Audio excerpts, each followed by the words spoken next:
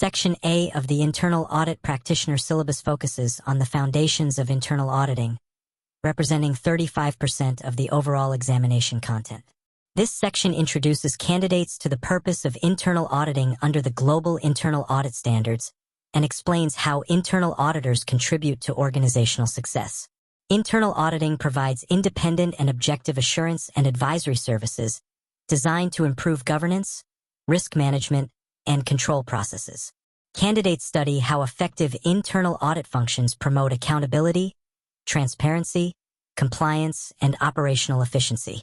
The syllabus also emphasizes conditions that strengthen audit effectiveness, including organizational support, independence, professional competence, and alignment with strategic objectives. A major topic within this section involves understanding the internal audit mandate and the responsibilities of the board and chief audit executive.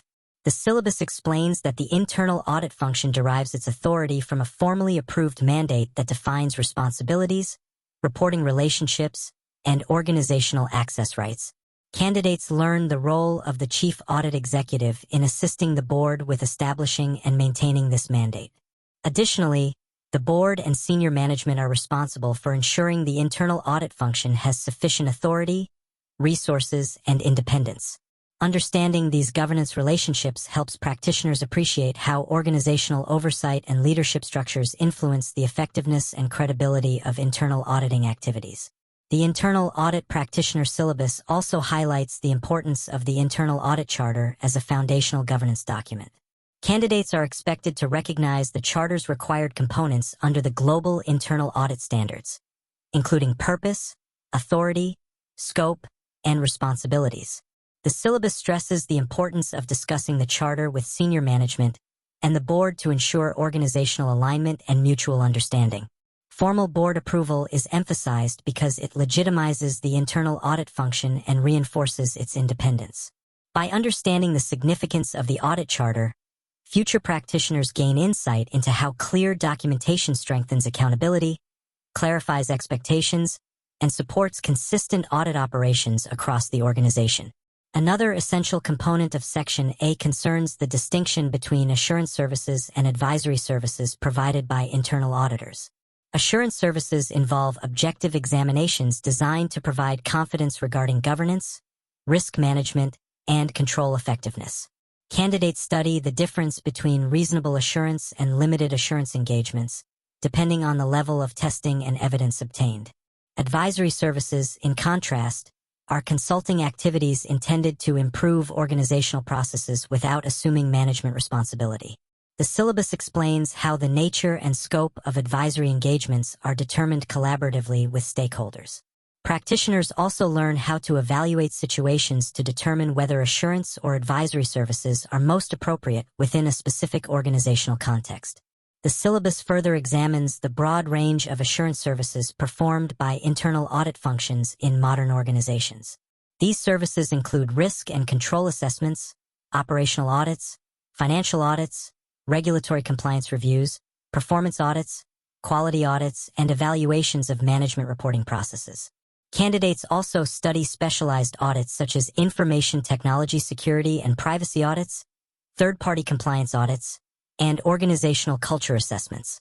This comprehensive coverage reflects the expanding role of internal auditors in addressing strategic, operational, technological, and ethical risks. Understanding these assurance activities equips practitioners with the knowledge needed to assess organizational processes systematically and provide valuable recommendations that strengthen accountability and operational effectiveness. In addition to assurance work, Section A emphasizes advisory services performed by internal auditors. The syllabus explains the auditor's role in risk and control training, system design and development projects, due diligence reviews, data privacy initiatives, benchmarking activities, and internal control assessments. Process mapping and operational improvement consulting are also included as advisory responsibilities. Candidates learn how internal auditors can provide insight and recommendations while preserving objectivity and avoiding management responsibilities. These advisory activities demonstrate how internal auditors contribute proactively to organizational improvement initiatives.